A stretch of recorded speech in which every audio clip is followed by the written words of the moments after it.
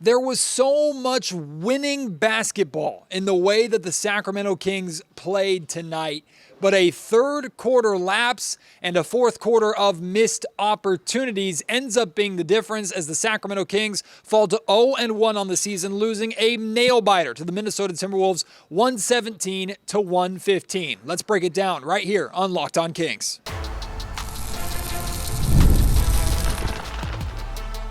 You are Locked On Kings, your daily Sacramento Kings podcast, part of the Locked On Podcast Network, your team every day.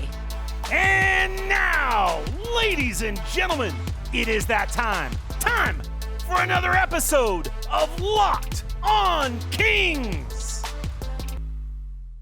Hello and welcome into Locked On Kings, your podcast hub for Sacramento Kings coverage all season long. Today's episode is brought to you by FanDuel. You can start the season with a big return on FanDuel. Place your first $5 bet and you'll get $200 in bonus bets guaranteed. Visit FanDuel.com for more information. My name is Matt George. I have the privilege of being your host here. I'm a Sacramento sports anchor and reporter for ABC 10 News. Opening night was fantastic for the Sacramento Kings inside the Golden One Center in every way except for the result. The energy was fantastic. The pregame intro sequences were incredible as the Kings team, their media team always does a phenomenal job putting on a great show for the season opener. And the Kings were the better basketball team for the vast majority of this game.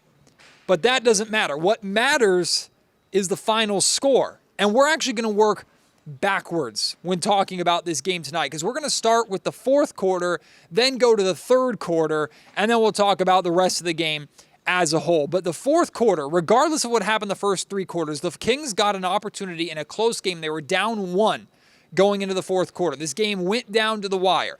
This was the first opportunity for us to truly see a perceived strength of the Sacramento Kings in action. How much did we talk about over the course of the offseason since we knew the Kings were bringing in DeMar DeRozan, that having two of the most clutch players in basketball in DeMar and De'Aaron, and the amount of tension that they're going to draw, opening up opportunities for other guys, right? If the Kings could keep games close, the fourth quarter is where they'll really shine and really put teams away. And we got our first opportunity to see that tonight against the Minnesota Timberwolves. First time to put that to the test. And the Kings, unfortunately, weren't able to put the Timberwolves away. Here's some notes from the fourth quarter. The Sacramento Kings were outscored in the fourth quarter 28-27. So very even back and forth quarter, as was the vast majority of this game. DeMar DeRozan in the fourth quarter had 8 points, went 2 of 7 from the field, a perfect 4 of 4 from the free throw line, also had 5 rebounds. I thought that at times DeMar really was forcing things, right? He was doing a really, really good job all night long, drawing fouls and getting to the line. And that's going to be a key of DeMar DeRozan that we're going to see and the Kings are going to rely on all season long. And we'll talk about how the Kings did in general as a team shooting free throws a little bit later in the show. But DeMar, there were a number of possessions, like 2 or 3 straight possessions when this game was hanging in the balance for any team to go up and take it, right? DeMar was going against Jaden McDaniels, and was just trying to attack him and trying to attack him and trying to attack him, and it resulted in DeMar taking some bad shots. So 2 of 7 from the field. It's not great. He wasn't bad in the fourth quarter necessarily, but a number of those 7 shots I felt were forced and led to the Kings ultimately not being able to pull this game out. Then you had De'Aaron Fox, right? Your other half of the new clutch dynamic duo in Sacramento. De'Aaron Fox had 0 points in the fourth quarter. 0. He went 0 of 4 from the field and had 3 assists in the fourth quarter. De'Aaron was doing a really, really, really good job distributing the basketball tonight. But in the fourth quarter, when it mattered, he didn't hit a shot. He took a mid-range jumper, an open mid-range jumper, with like 26 or so seconds on the game clock remaining with the game tied, missed the shot. The ball ended up going out of bounds off of Fox. The Kings challenged the call, and it was upheld that it was off of Fox, so Timberwolves ball. Anthony Edwards, who scored 13 of the Timberwolves' 28 points in the fourth quarter, comes down on the other end, gets free, gets to the rim, is fouled by Domantas Sabonis. Sabonis had back-to-back kind of tough foul calls down the stretch that gave the Timberwolves a number of opportunities at the free throw line, which ended up being a big difference in this game. The Kings, as a team, went 8 of 11 from the free throw line in the fourth quarter. Not terrible, but you left 3 points there and you lost by 2. Domantas Sabonis in the fourth quarter, 8 points, 3 of 3 from the field, made some great offensive plays. Did have those 2 fouls, like I mentioned. One of them on Rudy Gobert that just doesn't need to happen. And Mike Brown actually broke this down a little bit after the game. Not that he was pointing blame at Domas, but Rudy got an offensive rebound off of somebody missed. I don't remember who. Rudy gets an offensive rebound and then has the crazy idea. It wasn't like he was right next to the rim for a putback. He's either on the edge of the paint or outside of the paint. And he has this crazy idea to go back up with it, which I will take that any day of the week if I'm the Sacramento Kings, right? Yeah, go ahead, Rudy. Go ahead and try. And Sabonis, trying to play defense, unfortunately went into Gobert and fouled him. Now, Rudy went 1 of 2 from the free throw line, so it wasn't back-breaking necessarily. It's not the reason you lost the game. But there's a play right there, like a little mental mistake, a little lapse there in judgment that ended up adding to ultimately what ended up with a Kings loss. And then Kevin Huerter making his return for the Sacramento Kings tonight, back into the starting lineup. Didn't play a single second in the fourth quarter. We'll talk about Huerter more and Trey Lyles and them later on in the show. All right, so that was the fourth quarter. First opportunity to see the Kings kind of in the clutch, in crunch time. DeRozan had good moments, also bad ones. De'Aaron Fox didn't score in the fourth quarter. Then you have the third quarter where the Sacramento Kings, I feel like Domantas Sabonis shared with us that this is where, he didn't say this is where the Kings lost the game necessarily, but he says this is where the Kings should have put the game away. And they didn't. I completely agree with him. The Kings were up 81-69 with 6:22 remaining in the third quarter. DeMar DeRozan went to the line, hit a pair of free throws. Kings are up 12. They're feeling good, right? Their largest lead of the game. They have all the momentum coming out of the second half. They're playing well. The Timberwolves are struggling. They're still trying to get anybody not named Julius Randle going offensively. The Kings were in a really good spot. Over those final 6.5 minutes, the Wolves ended the third quarter on a 20-7 run. Over that time, the Kings had their last field goal, their last made shot, came at the 4:16 mark of the third quarter. Malik Monk hit a shot. So over the final 4 minutes and 16 seconds, the Kings did score a couple of points. I think it was Keon Ellis at the foul line or something. The Kings did score a couple points, but they did not hit a field goal for the remainder, the final 4 minutes and some change of the quarter. They missed 8 straight shots to end the third quarter. And suddenly all that hard work and all that momentum that you built for yourself, up 12 at home, you haven't been dominating the game, but you've been the better team the entire night. With the exception of Julius Randle, the T-Wolves have not had any answer for you. You're scoring at a strong enough pace. Defensively, you're playing well enough to be able to win this game and create separation. And all that disappears with that T-Wolves run, and just like that, the T-Wolves have the lead and momentum and are feeling good about themselves because they know they're not playing well. They know they just turned a double-digit deficit into a lead going into the fourth quarter, and this game was right there for either team to take. And when you give a team that's as good as the Minnesota Timberwolves, who is already coming off of a loss this season, and they damn sure don't want to go 0-2, you give them that opportunity, they're going to take it. And still, throughout this fourth quarter, the game was right there for Sacramento if they just executed better. And down the stretch, they did not execute better. Really, over the final 18 minutes of this game, the Kings did not play that great. They had good moments, but overall, they did not play that great. And that's the difference in the ballgame. It doesn't erase everything you've done to that point, but what good is all the winning plays that you're making? And I'm going to go through in the next segment the amount of winning basketball plays and numbers and things that the Kings made in this game. But none of that matters if you can't close it out and finish the job. And the Kings, unfortunately, tonight were unable to finish the job. You're going to hear from DeMar DeRozan in the next segment. You're going to hear from Mike Brown later on in the show. I'm going to run through numbers and aspects of this game where if I were to read this off without giving you the final score, you would probably think, yeah, the Kings won this basketball game because they should have. Unfortunately, they did not. We'll break down all of that here in just a second.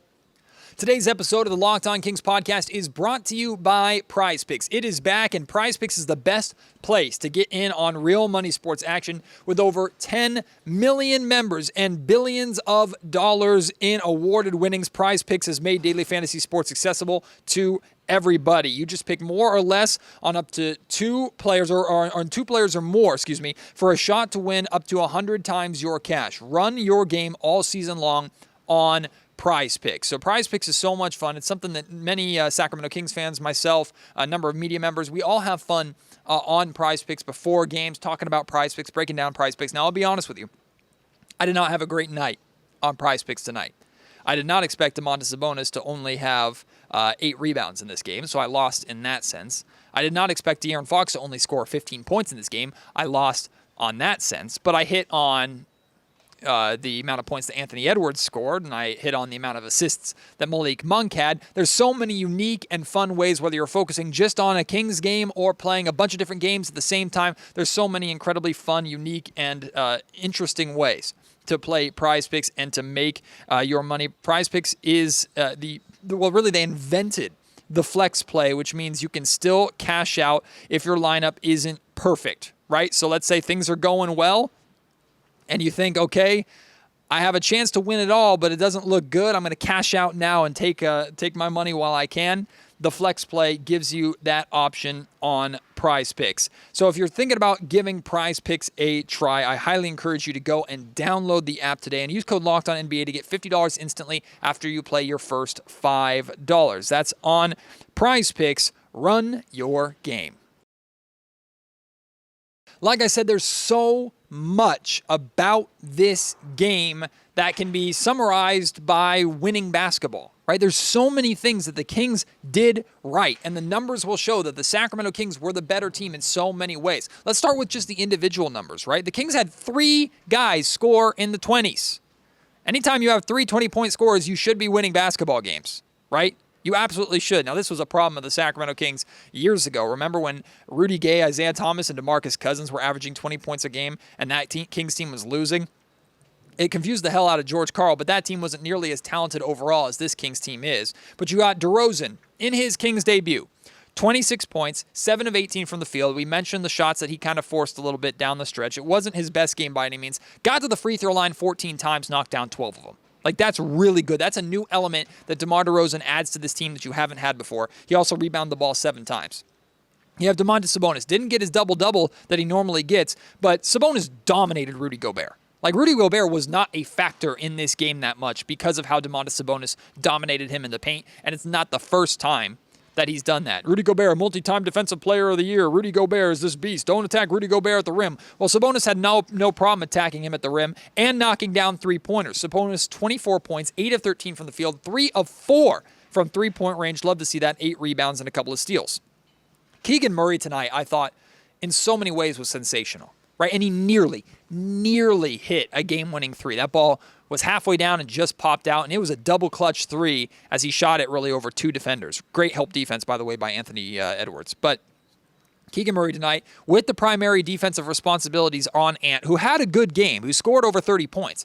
But you look at the numbers, and if you watch the game, you know that Ant worked really, really hard for everything that he had and really wasn't a factor until the fourth quarter, and Keegan did a fantastic job on him, I felt, the entire night. Keegan Murray tonight, 23 points, 8 of 17 from the field, 5 of 10 from 3-point range, and 12 rebounds. Keegan was huge tonight for the Sacramento Kings. Humongous. Oh, look at that. You mean to tell me that DeMar DeRozan and Keegan Murray can score 20 points or more at the same time? You mean to tell me that DeMar DeRozan and Keegan Murray can take 18 and 17 shots each?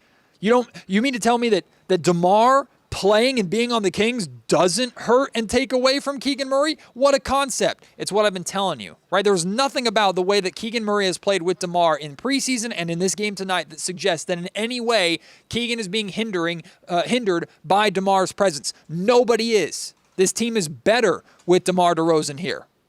Yes, they lost tonight's game. They certainly didn't lose tonight's game because of DeMar getting more players involved and Keegan Murray scoring 23 points. That's not why the Kings lost the game. So can we officially file and tuck away this stupid concept that Keegan's being hindered or hurt and his development is being slowed by DeMar DeRozan being here. I think that's almost giving too much negative credit. It is absolutely giving too much negative credit to DeMar DeRozan for absolutely no reason. De'Aaron Fox tonight.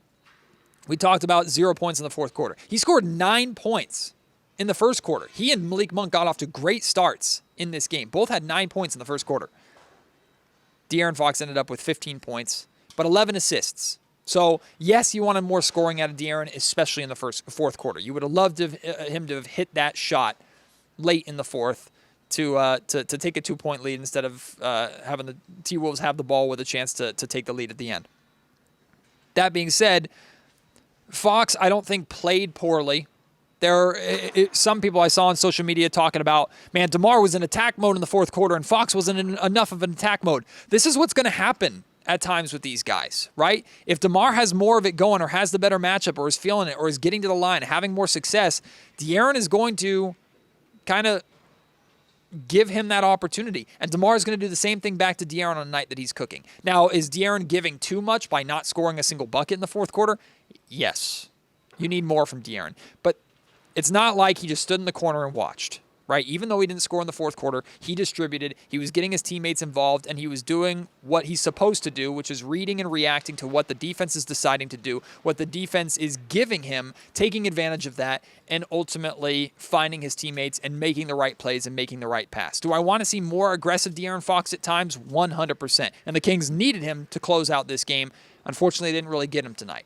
But I don't think this is a game to get up in arms about how De'Aaron Fox played. And then Malik Monk, 17 points and 4 assists off of the bench. Here's DeMar DeRozan after the game talking about the amount of guys that got their numbers, right? And how dynamic this Kings offense is already and still can be. How dynamic this team is incredible. I got the utmost confidence in this group of guys. Once we get a rhythm, a feel, and we're going to continue to get better with it every single day. But, this team is extremely dynamic, what we able to do on both ends. And, like I said, once that rhythm comes, it's definitely going to be scary. Other winning numbers for the Sacramento Kings here. And again, if I were to read these numbers off for you without giving you the final score or any of the context of the game, you would have told me, man, the Kings are probably winning this game because of these numbers. The Kings went 28 of 35 from the foul line. Now, 80% is not the best. It's way better than what it was last season, right? There's still a lot of points there that the Kings left at the line that ended up being a difference maker in a close basketball game. But the Kings getting to the line 35 times is crazy. I do not expect they're going to be able to do that every single night. But they did a really good job drawing contact, getting to the line, and that was where they did a bulk of their scoring, right? That kind of helped make up for their three-point shooting or lack thereof, which we'll get into later on in the show. The Kings held the Timberwolves to only 32 points in the paint. Paint touches were something that killed the Kings in preseason, right? Teams were getting to the rim, getting into the paint far too easily. And the Minnesota Timberwolves are a big team. When Anthony Edwards gets downhill, he's very, very dangerous. And Anthony Edwards, whether he was settling or not, was taking a lot of outside shots. The Wolves were taking primarily outside shots for the majority of this game because the Kings were doing a good job denying them getting inside and denying them getting downhill.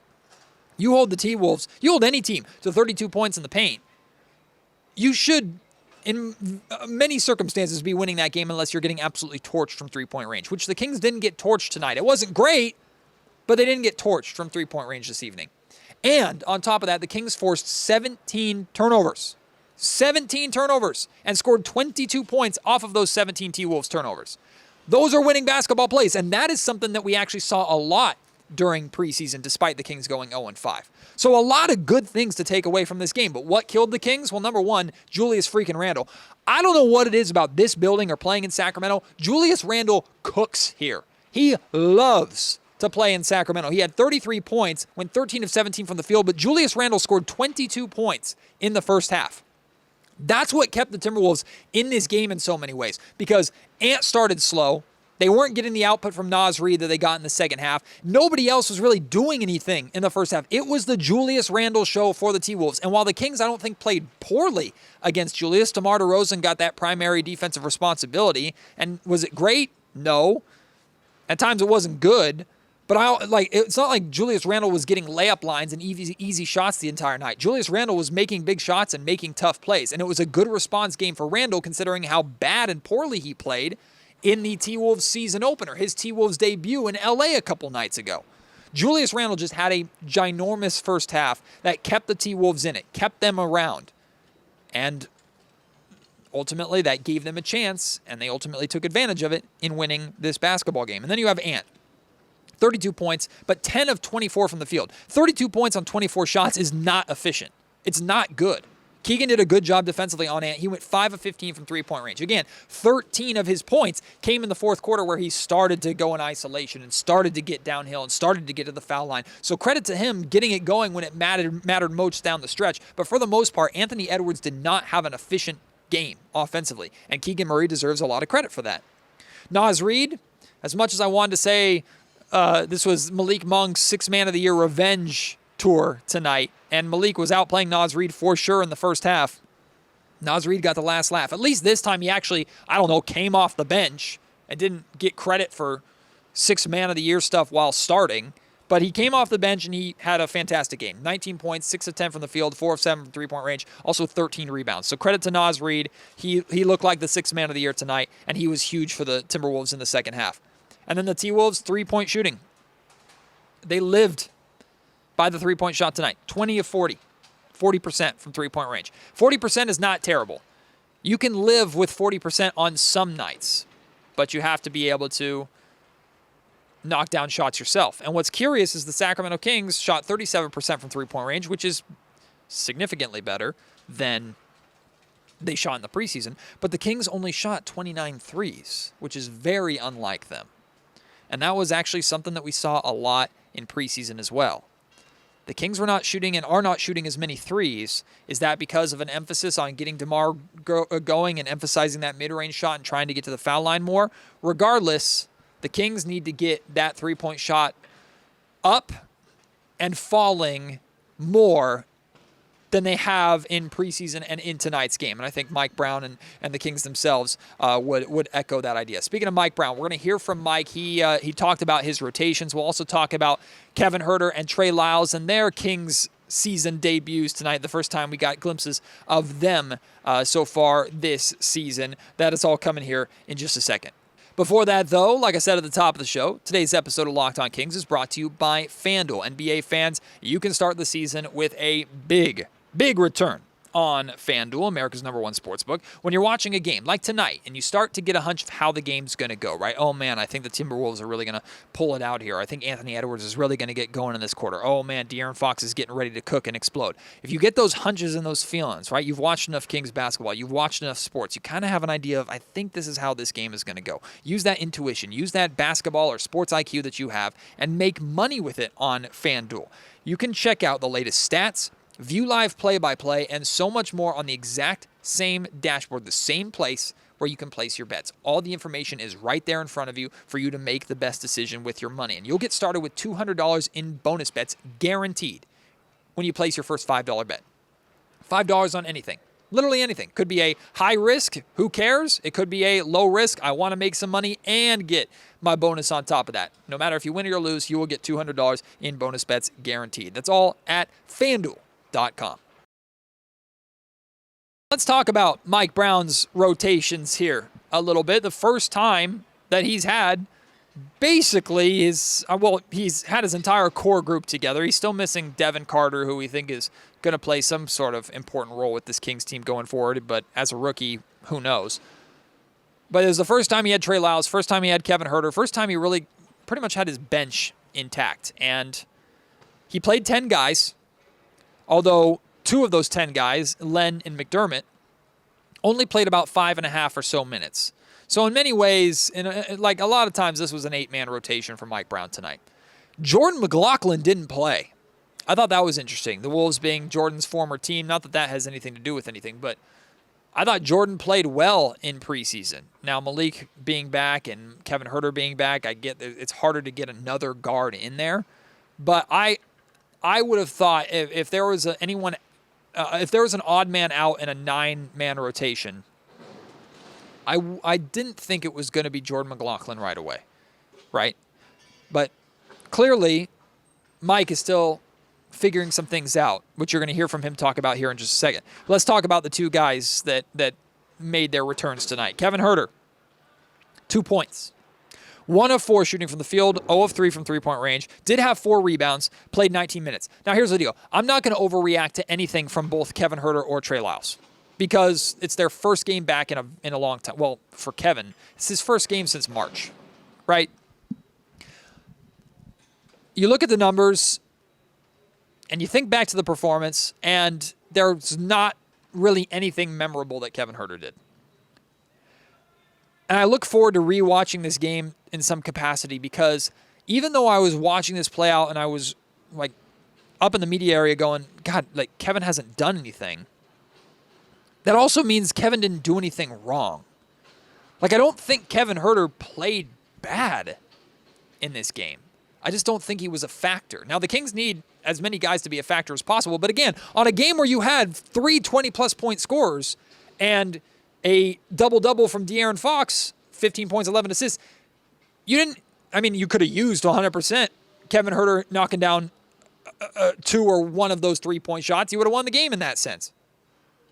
But again, I don't feel any sort of negative way about the way Kevin Huerter played. But also, this is showing. Now, he did grab 4 rebounds, and he was making an effort on the boards. And defensively, he didn't get exploited too much. I did think it was interesting that Jaden McDaniels did get a couple opportunities to score on him and go at him early on. And Ant Edwards tried to get Kevin Huerter switched on him a couple of times. And when he did, Ant Edwards typically scored. So, Kevin Huerter is still a defensive weakness for the Kings. Not a liability per se, but he's a weakness. That being said, again, I don't feel that Huerter did that poorly, but like we've talked about, and no disrespect to his 4 rebounds, if he's not making shots, if he's not hitting threes, you don't really feel his impact. He doesn't really have an impact. That is his meal ticket. Again, it's one game. I'm not going to overreact to, you got to put Keon Ellis back in the starting lineup. Kevin Huerter was terrible because Keon Ellis tonight barely played. Like, 11 minutes, I guess, is not barely, but Keon Ellis, 2 points, 0 of 1 from the field, 2 steals. Like, Keon barely had a spot. Now, it could be matchup-based, too, because the Timberwolves typically play a little bit larger. But we know the Kings have a logjam of guards on this team. And Keon Ellis, I think, has been better than only 11 minutes would suggest off of the bench. Trey Lyles tonight, 3 points, 1 of 4 from the field, 1 rebound, 1 assist, 1 steal in 11 minutes. I thought he had some good moments. There were other times where he was out there and was ultimately forgettable. He's still easing his way back in. The truth be told, as you're going to hear Mike explain here in a second, the Kings are still trying to figure this out, right? This is the first in-game glimpse we've had at this rotation at full strength, right? And Mike had DeMar DeRozan play 43 minutes. Keegan Murray played 43 minutes. Domantas Sabonis played 38 minutes. De'Aaron Fox played 37 minutes, right? Super heavy minutes on not just your 4 best players, but super heavy minutes on 4 guys that were in training camp all camp and preseason long. He relied heavily on the guys that he knew were his big-name players that have been there. Here's Mike talking about how uncomfortable he is with his rotations right now, and also talking about how unhappy he is with the amount of minutes he actually had his top guys play. You could see just by the minutes that I'm still not comfortable with my rotation. I don't want DeMar to average 43 minutes a game. I don't want Keegan to average 43 minutes a game. And so that's something that I have to continue working on to help them out. I also don't want Domas at 38, and I don't want Fox at 37.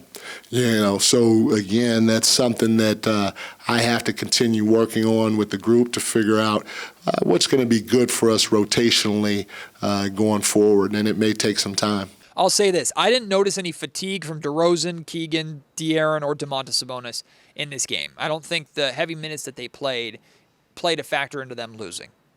I do think that you cannot play those guys that heavy in minutes consistently and hope to make it through a full 82-game season and a deep playoff run without these guys being absolutely gassed. I mean, maybe Tom Thibodeau can get away with it, but that's not Mike Brown's style, especially with the practice days that Mike Brown has. So I understand completely Mike does not want to make that a consistent habit of having those guys play those heavy minutes. So Mike is going to have to kind of figure things out on the fly. Now that the season has started, practice time is very limited. So we'll see how different the rotations look against the Los Angeles Lakers on Saturday. We're going to have, I don't think a lot needs to look different for the Kings to win that game. If they do a lot of what they did tonight, they will be in a position to win that game. Now, they have to close it out. They have to hopefully get more from Fox and better shots from DeRozan down the stretch if that game is close. If they have a lead, hopefully they can maintain it and put it away and not give it all back in a stupid blitz run in the final few minutes of an ice-cold third quarter, right?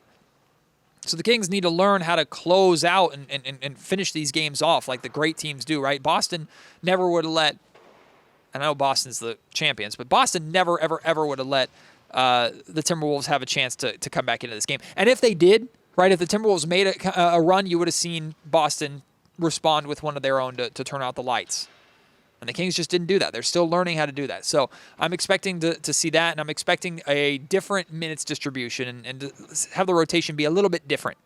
And I'm eagerly anticipating what that rotation is going to look like as Mike works through this and tries to figure this out.